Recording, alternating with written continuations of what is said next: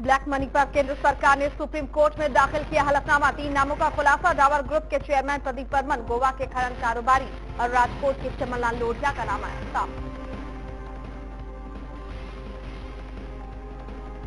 महाराष्ट्र में बीजेपी को समर्थन देने के लिए तैयार शिवसेना। उद्धव ठाकरे का बयान, महाराष्ट्र के विकास के लिए देंगे बीजेपी को समर्थन।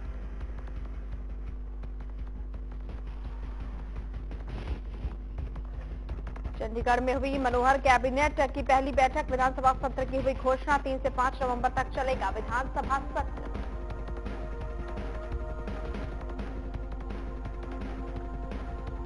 मनोहर कैबिनेट का अहम फैसला, मौजूदा भर्ती प्रक्रिया पर तुरंत प्रभाव से लगाई गई रोक। हुड्डा सरकार की घोषणाओं पर किया जाएगा पुनर्विचार। और गुड़गांव में नौकरी का झांसा देकर महिला से रेप। महिला की शिकायत पर पुलिस ने आरोपी को किया गिरफ्तार।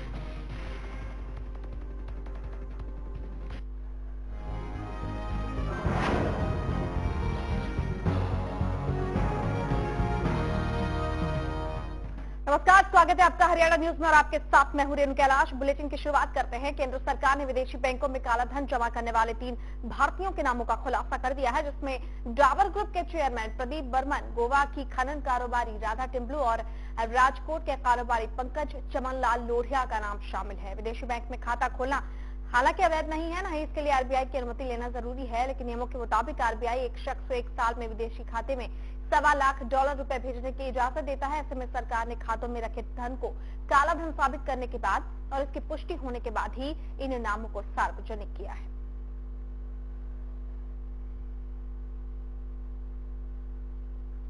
इधर महाराष्ट्र में सरकार बनाने के लिए शिवसेना ने बीजेपी को समर्थन देने का ऐलान कर दिया है। शिवसेना ने कहा है कि वो बीजेपी का साथ देने के लिए तैयार है, बशर्ते बीजेपी महाराष्ट्र का विकास करे और प्रदेश की भलाई के लिए काम करे। माना जा रहा है कि 29 अक्टूबर को महाराष्ट्र में पहली बार बीजेपी का मुख्यमंत्री शपथ लेगा।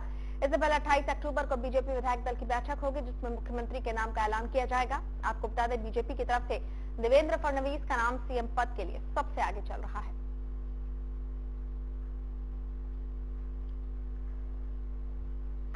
हरियाणा में सत्ता बदलते ही कांग्रेस की मुश्किलें बढ़ती दिखाई दे रही है। बीजेपी की तरफ से पहला हमला सोनिया गांधी के दामाद रॉबर्ट वाड्रा पर किया गया है। सीएम मनोहर लाल खट्टर ने डीएलएफ वाड्रा डील के साथ सभी मौजूदा सरकारी भर्ती प्रक्रिया पर तत्काल प्रभाव से रोक लगाने के आदेश दे दिए हैं। साथ ही प्रदेश के 5 आईपीएस का तबादला भी कर दिया गया है।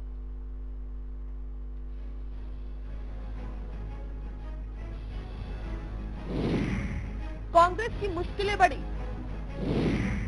बीजेपी का दामाद जी पर पहला हमला। डीएलएफ वाड्रा डील की होगी जांच। सीएम ने दिए जांच के आदेश। सरकारी भर्तियों पर तत्काल प्रभाव में लगी रोक। पिछली सरकार की घोषणाओं पर होगा पुनर्विचार। बड़े गजब की चीज होती है ये राजनीति, और उससे भी गजब की चीज होती है राजनेता। और जब मुद्दा और जनता दोनों चीज बनकर रह जाए तो चुनाव मजाक बनकर रह जाता है। जी हाँ, हरियाणा की सत्ता पर आसीन बीजेपी ने अपने कार्यकाल की शुरुआत करते हुए पहला हमला कांग्रेस पर ही बोला है। गरीबी, बेरोजगारी और शिक्षा जैसे मुद्दों पर सबसे पहले बात करने की बजाय बीजेपी ने कांग्रेस और वाड्रा की बात सबसे पहले की। हरियाणा के सीएम मनोहर लाल खट्टर ने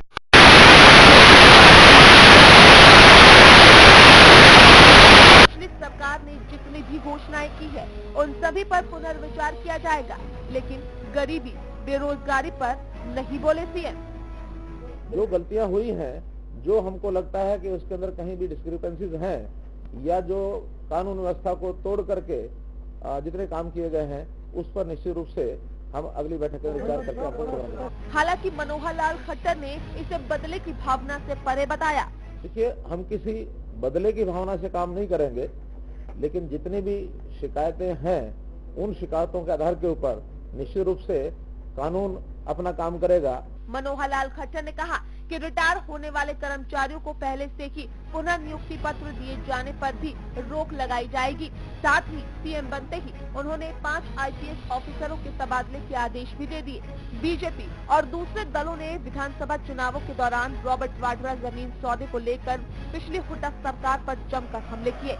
हरियाणा में बीजेपी के लिए प्रचार करते समय प्रधानमंत्री नरेंद्र मोदी ने भी कथित जमीन घोटाले को ही मुख्य रूप से मुद्दा बनाया था।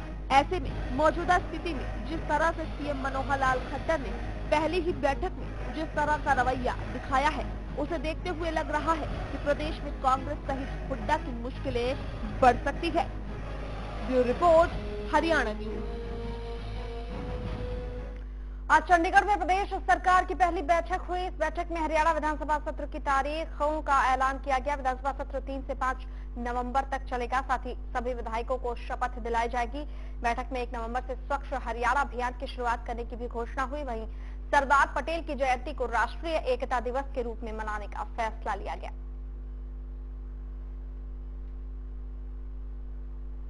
आज हमारी पहली कैबिनेट की मीटिंग हुई। विधानसभा का अधिवेशन 3 नवंबर 2 बजे से प्रारंभ होगा। आवश्यकता अनुसार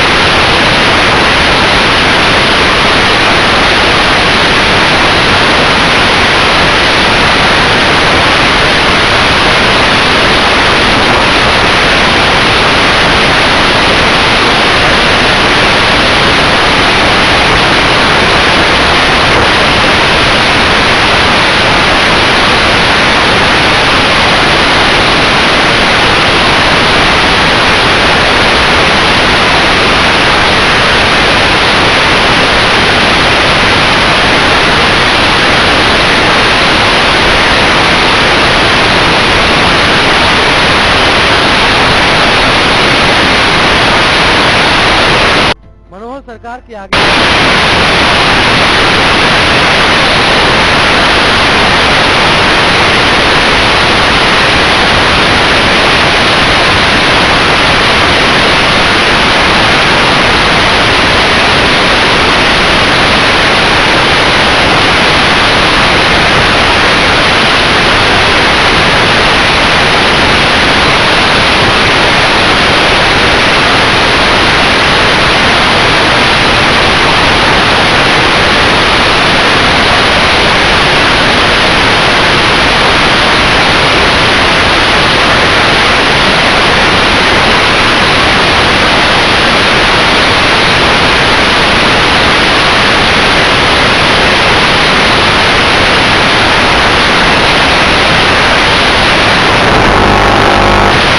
बीजेपी की सरकार और मंत्रिमंडल के गठन को लेकर काफी जोर शोर से जश्न भी मनाया जा रहा है, जहां एक तरफ बीजेपी नेता रामविलास शर्मा और ओम प्रकाश धनखड़ के समर्थकों ने झुग्गी झोपड़ियों में फल बांटे, तो वहीं दूसरे भिवानी में बीजेपी कार्यकर्ताओं ने मिठाइयां बांटकर आतिशबाजी के साथ खुशी जताई।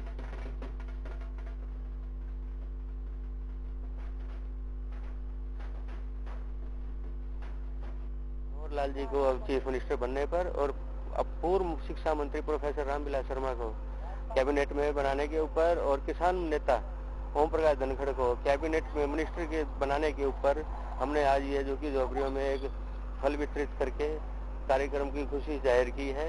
ताकि प्रधानमंत्री के सपने को। चंडीगढ़ में प्रदेश के पूर्व उप मुख्यमंत्री डॉक्टर मंगल सेन की 88वीं जयंती के मौके पर मुख्यमंत्री मनोहर लाल खट्टर ने कहा कि डॉक्टर मंगल सेन न सिर्फ आरएसएस के प्रचारक थे बल्कि राष्ट्रवादी और प्रखर विचारधारा के व्यक्ति थे। साथ ही हरियाणा में बीजेपी के गठन में डॉक्टर मंगल सेन ने अहम भूमिका निभाई। इस दौरान सीएम के साथ कैबिनेट मंत्रियों ने भी डॉक्टर मंगल सेन के चित्र पर पुष्पांजलि अर्पित की। हम लोग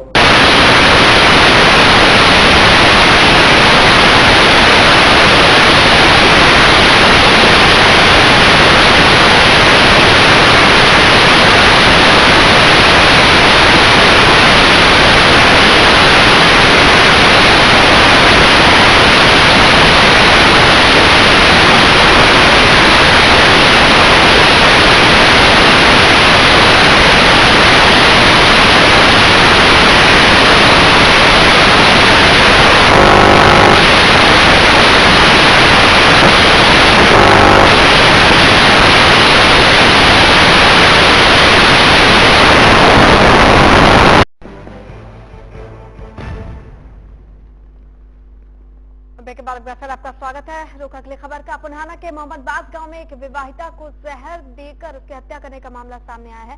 मृतका के भाइयों ने ससुराल पक्ष पर दहेज का आरोप लगाते हुए कहा कि उनकी बहन की शादी 2.5 साल पहले यहां हुई थी, लेकिन शादी के कुछ दिनों बाद ही दहेज के लिए उनकी बहन को प्रताड़ित किया जाता रहा। फिलहाल पुलिस ने मामला दर्ज कर अपनी जांच शुरू कर दी है।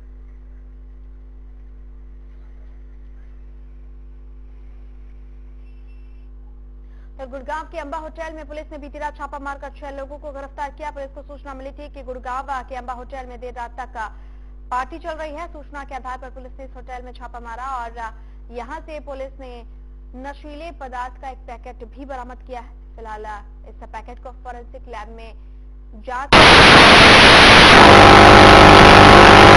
मामले की जांच की जा रही है। जो अंबा होटल में 26 तारीख को कल सुबह 2 बजे के करीब वहाँ पे पार्टी चल रही थी। तो इस संबंध में सीक्रेट इन्फॉर्मेशन पे वहाँ पे जो रेड की गई और रेड के दौरान वहाँ पे लेट आवर पार्टी चल रही थी। जो इस संबंध में 188 IPC के तहत मुकदमा दर्ज किया जा चुका है और 6 लोगों की इसमें गिरफ्तारी हो चुकी है। अब रेवाड़ी से जहां एक घर पर 5 अज्ञात बदमाशों ने अंधाधुंध फायरिंग की और बड़ी आसानी से वहां से फरार हो गए। घटना की सूचना मिलते ही पुलिस मौके पर पहुंची और जांच में जुट गई। पुलिस के मुताबिक ये आपसी रंजिश का मामला लगता है। फिलहाल पुलिस इस पूरे मामले की जांच कर रही है। सुनील लड़का है, उसके ऊपर फायरिंग की है। ठीक है, अभी सारी जांच कर रहे हैं, फिर आपको सारी रिपोर्ट। कितने कारतूस मिले सर? 4-5 मिले हैं हमें।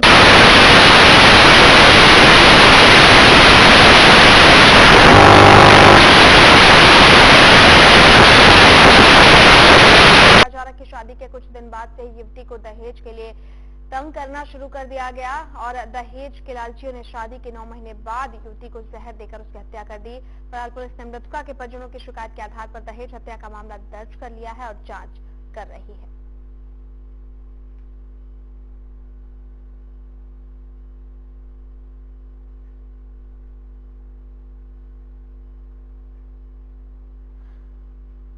नांगल चौधरी में एक दलित परिवार पर हमला करने वाले 7 आरोपियों को पुलिस ने गिरफ्तार कर लिया है। मामला मुरारीपुर गांव का है, जहां कुछ लोगों ने अपने रिश्तेदारों के साथ मिलकर एक दलित परिवार पर तेज धार हथियार से हमला किया था।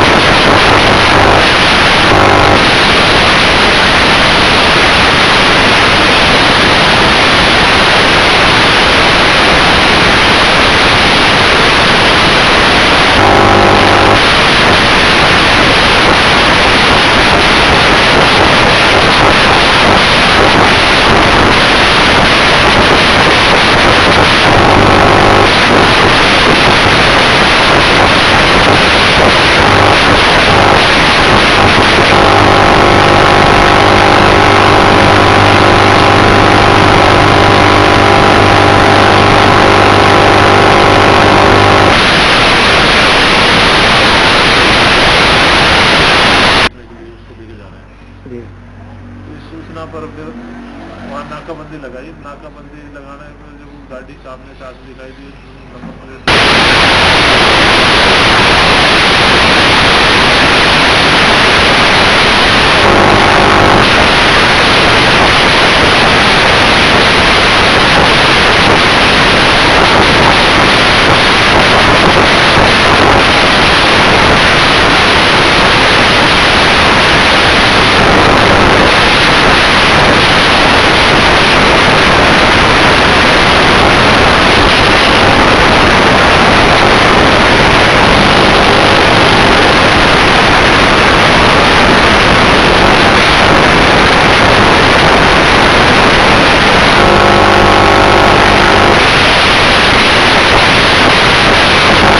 कर्मचारी ने कथित तौर पर छेड़छाड़ की कोशिश की।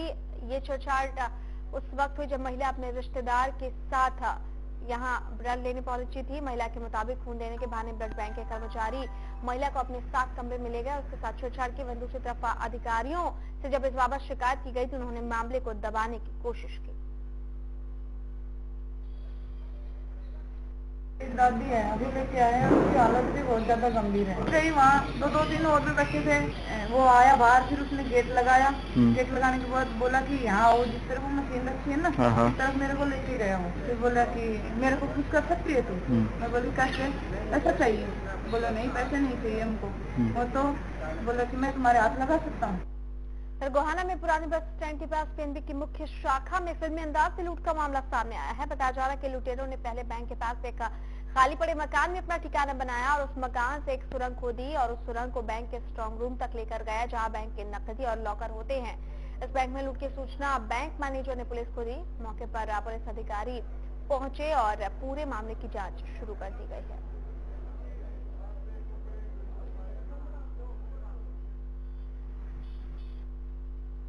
जैसे 10 बजे बोला स्ट्रांग रूम कैश के लिए जैसे कैश निकालते हैं, तो मैं जैसे मेन रोड पे लेना तो अंदर वो है मैं सामान बिखरा दिखाई दिया मुझे। तो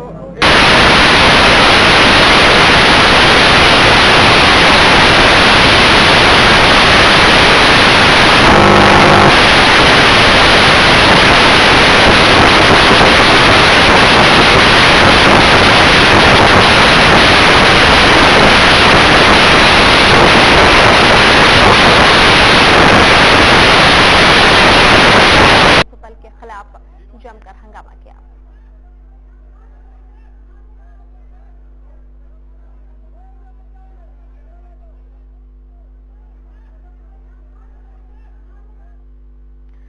सिरसा के संघर्ष साधा गांव के राजकीय स्कूल में ग्रामीणों ने जमकर हंगामा किया। नाराज अभिभावकों ने स्कूल पर ताला जड़ दिया। लोगों का आरोप है कि मिड डे मील के राशन में जहरीली दवा मिलने के बावजूद राशन की जांच नहीं की गई। आपको बता दें, पिछले सप्ताह मिड डे मील के राशन में जहरीले पदार्थ के पाए जाने की खबर आई थी।